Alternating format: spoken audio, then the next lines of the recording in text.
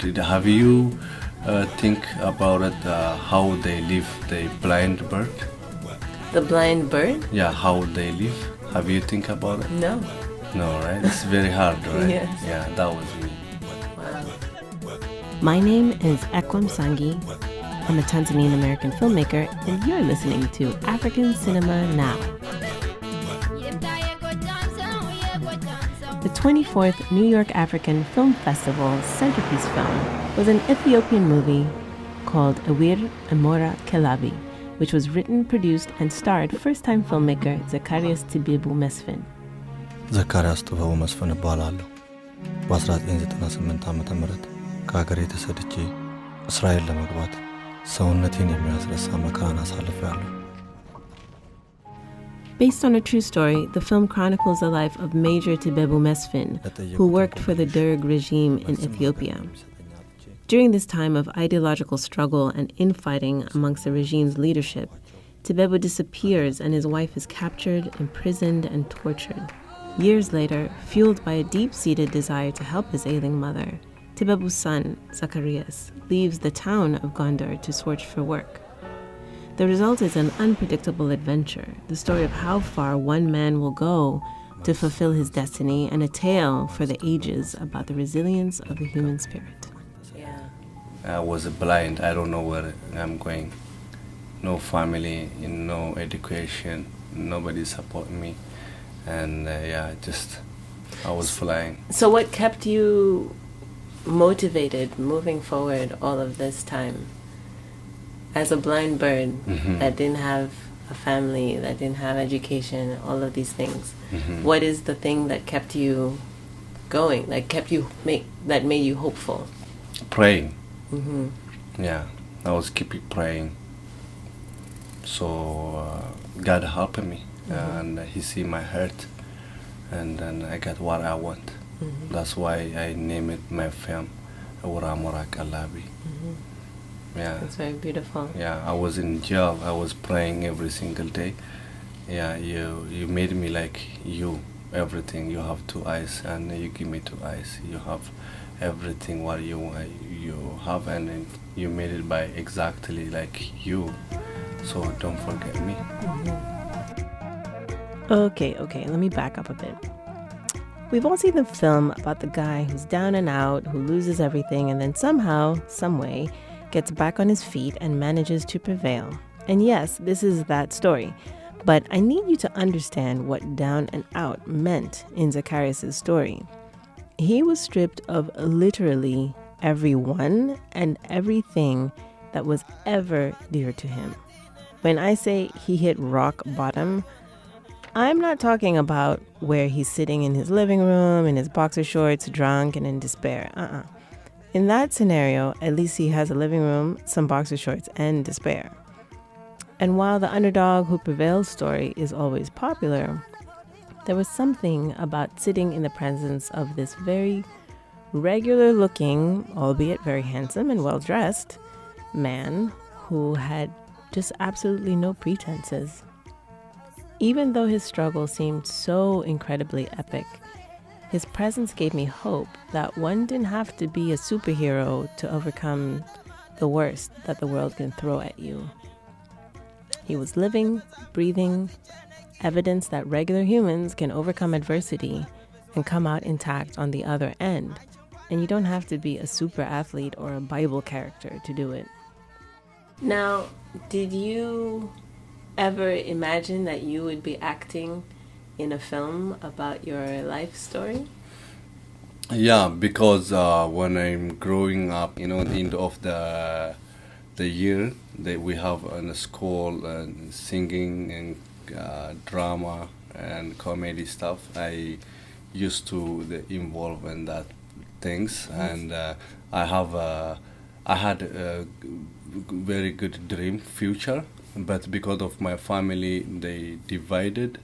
And nobody take her off on me. So, and yeah, I couldn't do anything. So, after everything finished, so I was thinking, and I have to make my story.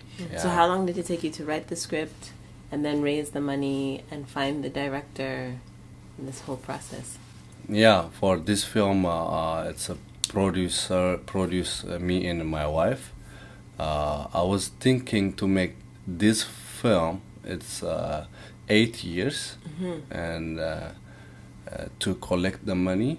And after when I started, it took me 2 years. So it's almost 10 years. Wow, that's a very long time. A very long time, yeah. I Community? didn't ask even $1 for anybody. It was all money that you were just saving. 100% is my money, yeah, Wow. and my wife's money. What kind of budget did you have? Like, how much did the film cost?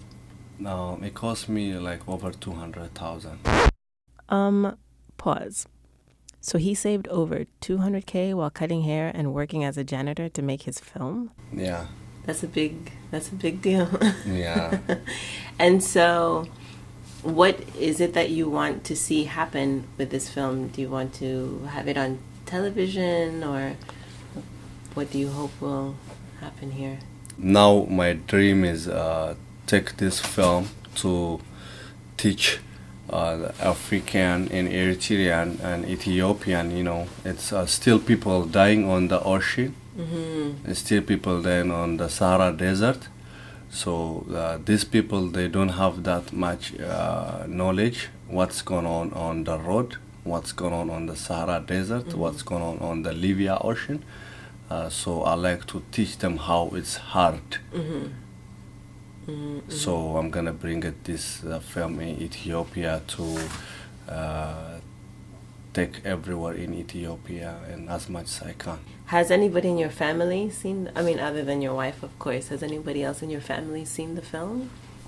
Yeah, my little brother went to university. He's excited.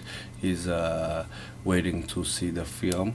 It's in Ethiopia. It's all over in Ethiopia. The people, they heard about this film, so they are waiting until they see it. And so, do you still cut hair? Yeah. You still work as a barber? I'm still a barber. That's nice. Yeah. So I think that it's a given that whenever one sees immigration films, especially when they involve people of color, you know it's going to be tough. So in a way, you already know what to expect going in. Something that I found to be really touching while watching Zekarias' film is that each time he watched it, he would weep openly. And at the end of the screening, he and the audience members would console each other in the lobby. It seemed like watching the film was a cathartic experience for him, so I asked him about that. Especially since we start to editing the film. Yeah, it's bothering me. Even my wife, she watched it the last time. She didn't want to watch it. She's not happy with watching the film because she's crying every time. And yeah, I'm living with this anyways. I'm crying every time. Yeah. When I see maybe that's how you heal. Yeah. You have to let all of the after I cry, I felt good. Yeah. Yeah. And what about when you were acting in the film? I imagine walking in the desert, even if you're acting, it's like you're going back to that time. What was that experience like for you? That was very good. For me, it was hard. It was hard to. I went to see my mother grave and Yes. my uncle grave. That was very hard, so we didn't even shoot the film more than 1 week. I was sick, and then I didn't concentrate, and then I can't even acting. That was very hard for me. Especially when I see my mother graved. That was very hard for me. And how long did you shoot for the whole film? It took us 4 months. Wow. Yeah, it's day and night, because we have to go a different city, 9 different city in Ethiopia. So it took us 4 months. So after all of this, reliving the experience by acting in it, having your family also in the film, Uh-huh. going to your mother's grave, going to your uncle's grave, Mm-hmm. and now editing the film, watching it, and making decisions at every point when you're editing the film. Mm-hmm. And now you're screening the film, and Mhm. you're taking it around the world, and you're watching it, Yeah. and you're talking to audiences, many of whom are very also touched Yeah. and shocked, and they have questions, and they want to touch you. Yeah.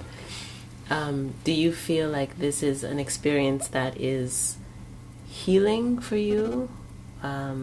Is it good for you? Is it helpful? Does it give you hope? Yeah, it gave me hope. A lot of different people, they support me. So that's a past. Everything's past. Everybody, we are going to die. Even nobody's staying in the world. Nobody's staying in here. So that's past. You are okay now. You have a kids. You have a family. So think future. Don't think in the back. Already you did all these things for your kids, for your family, for even for other people. You teaching people. So we're proud of you. So they give me, yeah. So I feel good. Yeah, I proud myself too. Yeah, you should be. You should be very proud of yourself. Yeah. And for your son, because you have actually two sons. Yeah, right? I have two sons, Christian and Yaab. And so, I mean, now I think they're too young to really understand Yeah. the story. But how do you explain to them, or how do you plan to explain to them, Daddy, how did you come to Canada? Yeah, when they growing up, I don't want to explain to them. I just want to show them again and again, and then so they have to understand, and then they have to tell me. And yeah, I'm gonna tell them like after they grow up if they don't understand very well. Mm-hmm. But before that, I'm not gonna explain to them the film is enough. Mm-hmm. Yeah. So they have to watch it again and again. They have to be very strong. I want to see them on the big stage. Mm-hmm. Because they have to be strong. And their father, they came here without English, without supporting anybody, and he worked as a janitor and a barber, collecting money. He made this kind of film. So they have a big opportunity to do everything what they want. So I want to see them on the big stage. It's a very inspirational story. Yeah. Thank you very much for sharing it with us. Thank you so much. I appreciate it. Good luck with your travels with this film, and I look forward to seeing other films that you will create in the future. Thank you so much. Yeah. Thank you so much. Ewir Amora Kelabi is currently on its world tour and recently won an award for Best Emerging Filmmaker at the 2017 African Film Festival in Dallas, Texas. You can find out more about the film by following their Facebook page, Ewir Amora Kelabi. Thank you for tuning into this episode of African Cinema Now. Make sure to send me your comments and your questions. I would love to hear from you. My email address is equa@africancinemanow.com. And while you're there, make sure to sign up for our newsletters and follow us on our social media pages on Instagram and Twitter so you don't miss out on any of the episodes on the fantastic filmmakers that we have coming up in the rest of the season. If you're listening to us on SoundCloud or YouTube, make sure to like, make sure to subscribe, and share with your community.